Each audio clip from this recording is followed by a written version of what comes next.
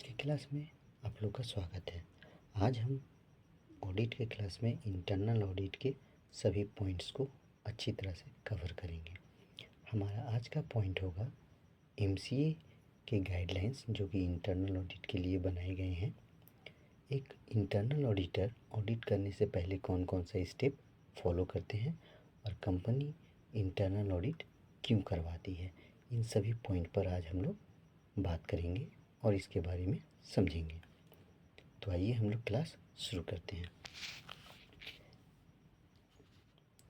हमारा पहला स्लाइड है MCA internal audit guidelines. MCA क्या क्या गाइडलाइंस देता है कि किसी कंपनी को इंटरनल ऑडिट कब करवाया जाना चाहिए और इंटरनल ऑडिट लागू हो जाएगा एमसीए के अनुसार और मैंडेटरी होगा किसी कंपनी में।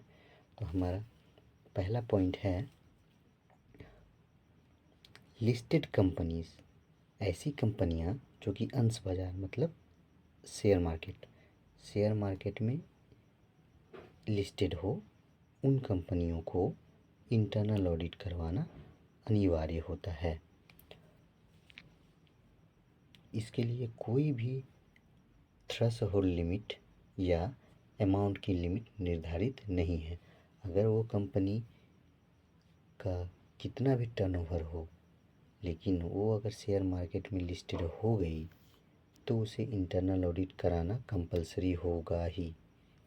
अब अनलिस्टेड कंपनी, जो कंपनियां शेयर मार्केट में लिस्टेड नहीं हैं, उनके लिए रूल्स है जो कि टर्नओवर पर डिपेंड करता है और उनके ब्रोइंग पर डिपेंड करता है। तो अनलिस्टेड कंपनी में क्या होगा, पेड अप कैपिटल, जिसका पेड अप कैपिटल 50 करोड़ तक हो या 50 करोड़ से ज़्यादा हो, उन्हें इंटरनल ऑडिट करवाना मैंडेटरी है। या वैसी कंपनियां जिनका टर्नओवर 200 करोड़ हो या 200 करोड़ से ज़्यादा हो, उन्हें भी इंटरनल ऑडिट करवाना पड़ेगा। या वो कंपनियां जिनका आउटस्टैंडिंग और ब्रोइंग 100 करोड़ हो, मतलब अगर कोई कंपनी बैंक से 100 करोड़ का लोन लेके रखा है या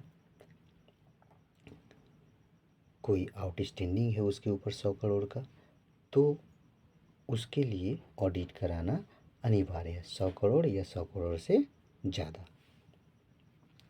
डिपॉजिट, अगर किसी कंपनी का डिपॉजिट 25 करोड़ रुपया है या 25 करोड़ से ज़्यादा है तो उन्हें भी इंटरनल ऑडिट करवाना मैंडेटरी है। अब प्राइवेट कंपनी यदि कोई भी प्राइवेट कंपनी का टर्नओवर 200 करोड़ या 200 करोड़ से ज़्यादा हो तो इंटरनल ऑडिट करवाना पड़ेगा। और आउटस्टैंडिंग लोन और ब्रोइंग यदि 100 करोड़ या 100 करोड़ से ज़्यादा हो तो भी उसे इंटरनल ऑडिट करवाना पड़ेगा।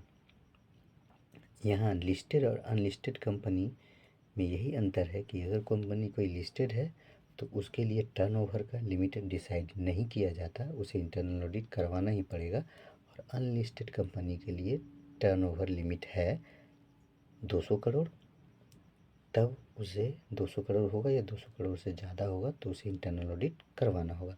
टर्नओवर के साथ साथ उनका आउटस्टैंडिंग का कैपेसिटी भी देखना होगा, पेड अप कैपिटल भी देखना होगा और डिपॉजिट भी देखना होगा कि कितना है। ये अनलिस्टेड कंपनी के लिए। प्राइवेट कंपनी के लिए सिर्फ दो ही रूल है, या तो उनका टर्नओवर 200 करोड़ हो या 200 करोड़ से ज़्यादा हो और उसका ब्रोइंग और लोन 100 करोड़ हो या 100 करोड़ से ज़्यादा हो, तभी उन्हें इंटरनल ऑडिट करवाना मैंडेटरी है। अब हमारा नेक्स्ट स्लाइड है इंटरनल ऑडिटर कौन हो सकता है। कोई भी कंपनी जब इंटरनल ऑडिटर अपॉइंट करती है तो वो कौन होता है। पहला, चार्टर्ड अकाउंटेंट इंटरनल ऑडिटर हो सकता है। दूसरा, कॉस्ट अकाउंटेंट भी इंटरनल ऑडिट हो सकता है। और या फिर कंपनी का कोई योग्य कर्मचारी जो कि सीनियर अकाउंटेंट हो या कंपनी का ही कॉस्ट अकाउंटेंट हो या सीए हो, तो वो भी इंटरनल ऑडिट कर सकते हैं। इंटरनल ऑडिट का उद्देश्य कंपनी के बुक्स ऑफ अकाउंट्स और रिकॉर्ड की जांच करना। इंटरनल ऑडिटर का उद्देश्य है कंपनी के बुक्स ऑफ अकाउंट और रिकॉर्ड्स की जांच करना। तो इसीलिए कंपनियां इंटरनल ऑडिट इसलिए करवाती है ताकि इंटरनल ऑडिटर पहले ही अकाउंट का जांच कर ले और उसके सारे रिकॉर्ड को अच्छी तरह से देख ले, परख ले और गलती जो है उसे सुधार दे, ताकि फाइनल ऑडिट में कोई भी गड़बड़ी ना हो सके।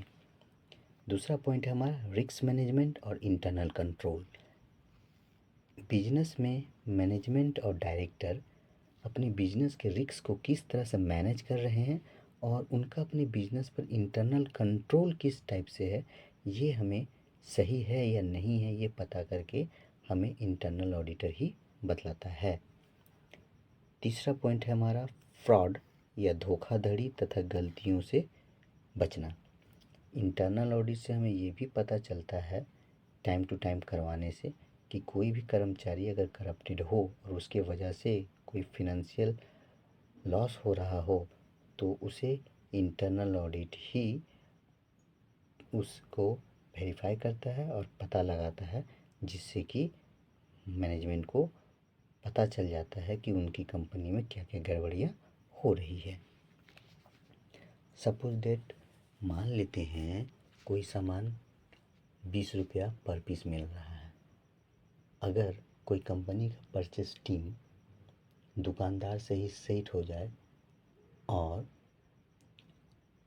ये डील कर ले कि वो 20 रुपया पर पीस का सामान आप 25 रुपये पर पीस देंगे और कंपनी से ऑर्डर उसे 25 रुपये पर पीस का देने लगे तो 5 रुपया पर पीस उसे फ़ायदा हो जाएगा।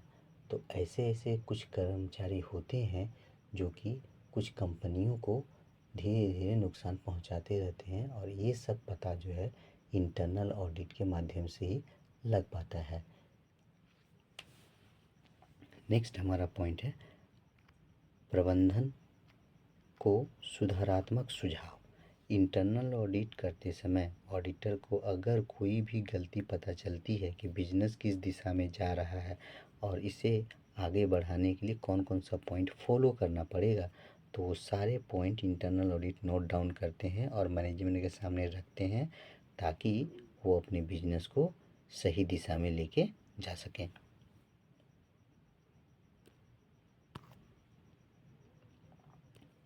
नेक्स्ट हमारा पॉइंट है internal audit report.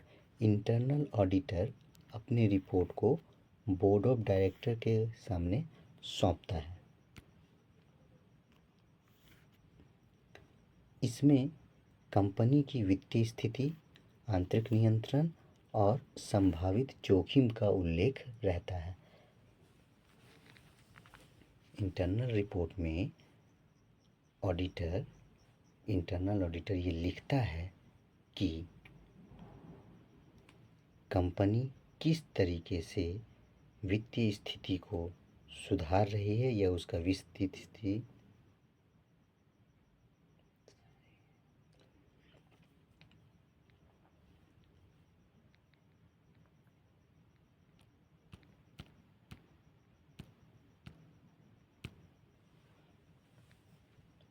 Internal audit report.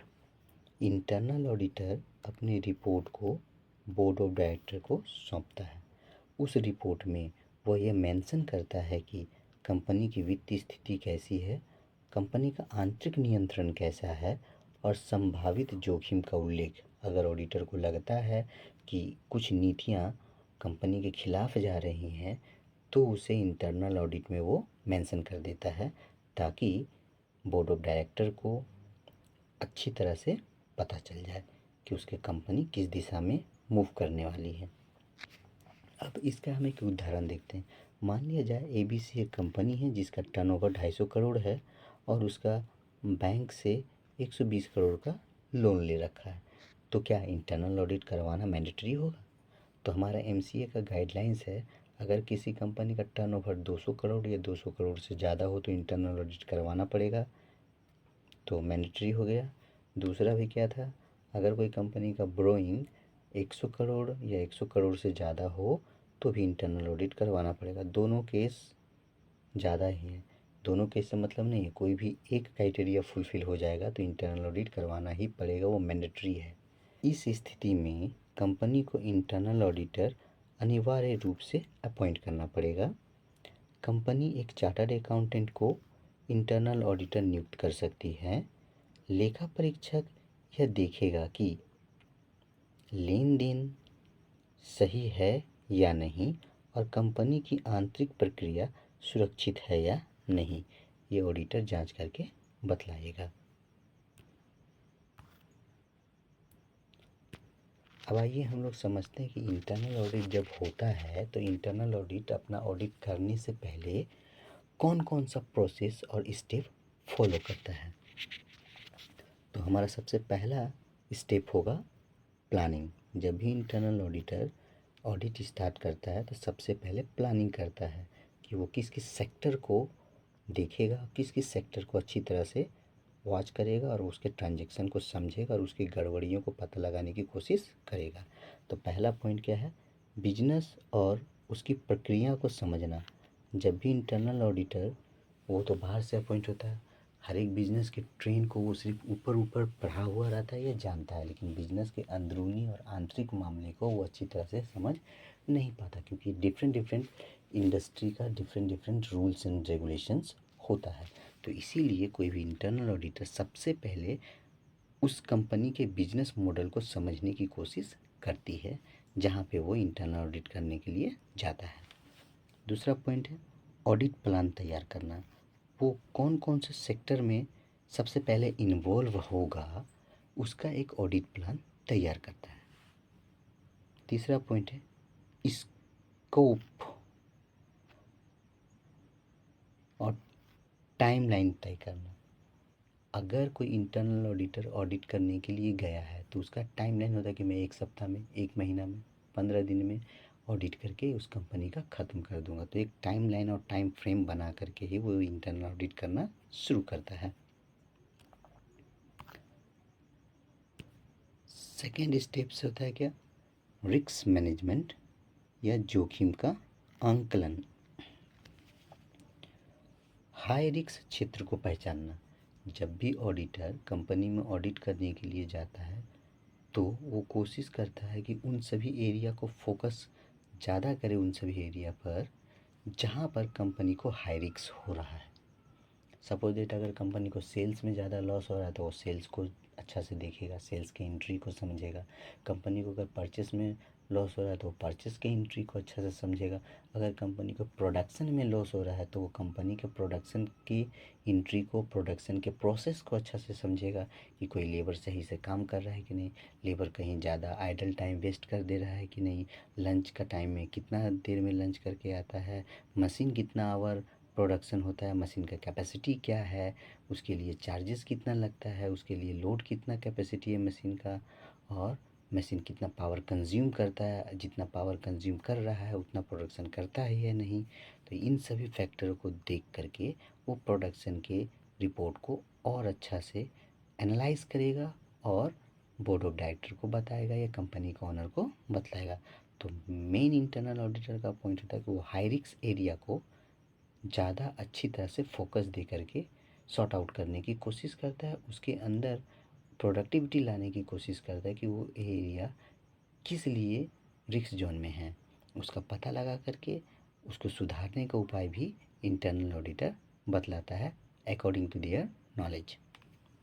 उदाहरण के लिए वित्तीय धोखाधड़ी की जांच करना, ये एक हाई रिस्क एरिया होता है।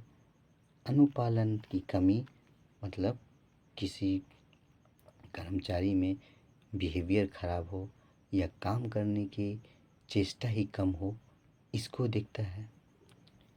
ऑपरेशनल गड़बड़ियाँ, बिजनेस के दौरान कुछ ऐसी गड़बड़ियाँ हो रही हो जिसके कारण से कंपनी को बहुत नुकसान हो रहा हो।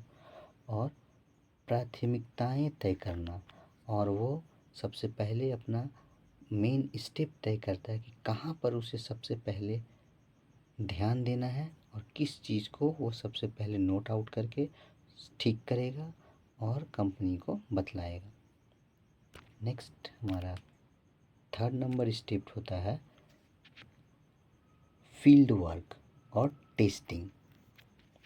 जब ऑडिटर किसी कंपनी में ऑडिट करने के लिए जाता है तो सबसे पहले क्या करेगा, उस कंपनी का डॉक्यूमेंट को वेरीफाई करेगा, कर्मचारियों का इंटरव्यू लेगा। क्यों? क्योंकि वो ऑडिटर उस बिज़नेस में गया है तो बिज़नेस के पूरा फुल मॉडल को, बिज़नेस के फुल प्रोसेस को समझने के लिए जो जो संबंधित अधिकारी होंगे उससे उसे बातचीत करना पड़ेगा, और उसके बातचीत के दौरान ही क्वेश्चन पूछना पड़ेगा जो उसके मन में डाउट्स है किसी बिजनेस को, उसके बिजनेस को लेकर के। तभी वो अच्छी तरह से अपना निर्णय दे सकता है जब उस बिजनेस के बारे में सटीक और पूर्ण रूप से उसे जानकारी मिलेगी। इसीलिए वो संबंधित अधिकारियों से साक्षात्कार करता है, इंटरव्यू करता है, बातचीत करता है, ताकि उसे बिजनेस के मॉडल को अच्छी तरह से समझाया जा सके। नेक्स्ट होता है इंटरनल कंट्रोल का परीक्षण। इंटरनल कंट्रोल का परीक्षण का अर्थ होता है कि कोई कंपनियां आंतरिक मामलों में कितना ध्यान दे रही है और उसका कंट्रोल कितना है, किस मैनेजमेंट का बात लेबर, प्रोडक्शन स्टाफ और कंपनी के अन्य स्टाफ कितना सुनते हैं, कितना वैल्यू देते हैं उनके बात को। ये होता है इंटरनल कंट्रोल। उदाहरण के लिए खर्चे की सही एंट्री। मान लिया जाए कि किसी कंपनी में ये रूल है कि पर वीक 5,000 रुपया स्टाफ रिफ्रेशमेंट के लिए दिया जाएगा। अब जिसको ये जिम्मेवारी सौंपी गई है, अगर वो आदमी 3,000 रुपया ही सारे स्टाफ के पीछे खर्चा कर रहा है और 2,000 रुपया पर मंथ वो अपने पॉकेट में रख ले रहा है, तो ये क्या कर रहा है, कंपनी के इंटरनल रूल को क्या कर रहा है, ब्रेक करके अपने जेब में पैसा डाल रहा है। तो ये जब इंटरनल ऑडिटर जा कर के अच्छी तरह से कंपनी में पूछताछ करते हैं, लोगों से मिलते हैं, सभी टाइप के लोगों से बातचीत करके एक डिसीजन बनाते हैं, तब हो सकता है कि कोई एम्प्लॉय ज़्यादा घुल मिल जाए और उसे ऐसी गलतियां बता दे कंपनी का जो कि गड़बड़ी हो रहा हो, या ऐसे खर्चे बता दे जो कि अननेसेसरी हो कंपनी के लिए। तो इससे क्या होता है, कंपनी की आंतरिक स्थिति सुधरती है अगर ऑडिटर इन सब सॉर्ट आउट करके बोर्ड ऑफ डायरेक्टर के सामने रखता है तो। नेक्स्ट 4th नंबर स्टेप है हमारा फाइंडिंग और ऑब्जर्वेशन। कंपनियों में लूप होल्स को खोजना और ऑब्जर्व करना कि कहाँ कहाँ पर कंपनी को सुधार की ज़रूरत है, कंपनी को कौन कौन सा एरिया है जो ज़्यादा वीक है, जिसे इंटरनल ऑडिटर अपने नॉलेज के अनुसार और अपने एक्सपीरियंस के अनुसार सुधार सकता है। उसके बाद रिकमेंडेशन, सुधार का सुझाव। अगर इंटरनल ऑडिटर को ये लगता है कि उसके नॉलेज से ये सुधार किया जा सकता है तो अपने रिपोर्ट में जहाँ जहाँ गड़बड़ियाँ हुई है तो वो अपना नॉलेज शेयर करता है, उस गड़बड़ियों को सुधारने का तरीका बतलाता है, स्टेप्स बतलाता है बोर्ड ऑफ डायरेक्टर को, मैनेजमेंट को, ताकि वो कंपनी में ये गड़बड़ी बंद हो जाए। रिपोर्ट मैनेजमेंट को सौंप देना। जब इंटरनल ऑडिटर रिपोर्ट तैयार कर लेता है तो वो मैनेजमेंट को सौंप देता है, चाहे वो ऑडिटर अपनी रिपोर्ट को क्वार्टरली सौंपे, हाफ ईयरली सौंपे या एनुअली सौंपे, वो बना करके बोर्ड ऑफ डायरेक्टर के सामने रख देता है और वो गलतियों को सुधारने के लिए जो जो पॉइंट है वो भी मेंशन कर देता है अपनी रिपोर्ट में। नेक्स्ट हमारा 5 नंबर पॉइंट है फॉलोअप, अनुवृत्ति कार्य। अगर कोई भी इंटरनल ऑडिटर अपना सुझाव दे रहा है तो वो उसका फॉलोअप भी लेता है कंपनी से कि उसके सुझाव को कंपनी ने अभी तक लागू किया है या नहीं, और अगर लागू किया है तो वो सही से चल रहा है या नहीं, ये भी देखने के लिए वो रीचेक करने के लिए कंपनी में जा सकता है। और कंटिन्यूअसली इम्प्रूवमेंट, और कंपनी का कंटिन्यूअसली इम्प्रूवमेंट करने के लिए भी वो सुझाव देता है और कंपनी उसे मानती भी है ताकि उसका फिनंशियल स्थिति सुधर सके। तो एक इंटरनल ऑडिटर का सिर्फ ऑडिट रिपोर्ट सौंप करके ही वो काम ख़त्म नहीं हो जाता, बल्कि उसने जो ऑडिट रिपोर्ट दिया है उसे किस तरह से फॉलो किया जा रहा है कंपनी में, ये भी दायित्व उसी का है कि वो उसे पता करे और देखे टाइम टू टाइम कि वो ऑडिट रिपोर्ट सही से फॉलो हो रहा है या नहीं। तो आज के क्लास में हम लोगों ने इंटरनल ऑडिट के पूरे कॉन्सेप्ट को समझा है। यहाँ जो मैंने फर्स्ट स्लाइड में जो लिमिट बतलाई है ये बहुत ज़्यादा इम्पोर्टेंट है। क्यों? क्योंकि इस लिमिट से आधारित बहुत सारे क्वेश्चन पूछे भी जाते हैं। तो इसीलिए इस पूरे क्लास को पूरी अच्छी तरह से देख लें और रिवाइज भी कर लें।